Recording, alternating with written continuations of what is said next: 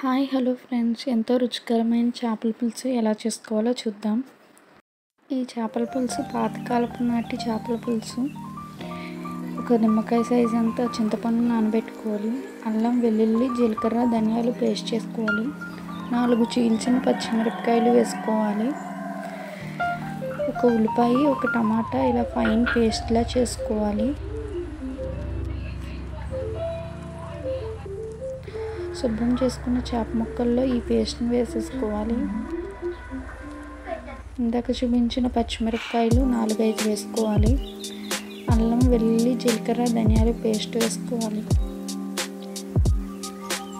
కొద్దిగా కలుపు వేసుకోవాలి. రుచికి సరిపడా కారం వేసుకోవాలి. ఇదంతా మొత్తం కలుపుకోవాలి. చేతితోనే కలుపుకోవాలి, గరిటె పెట్టకూడదు.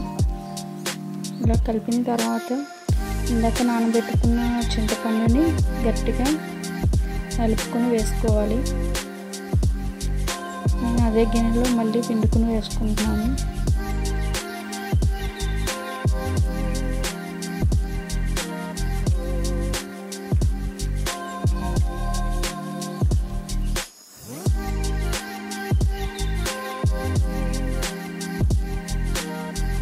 కొద్దిగా పసుపు వేసుకోవాలి.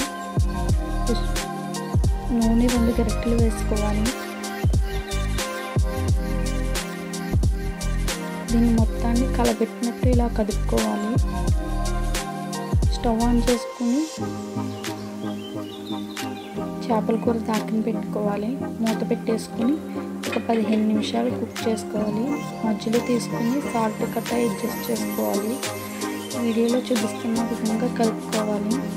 గట్టి పెట్టి కదపకూడదు, ఎందుకంటే ముక్క విడిపోతుంది.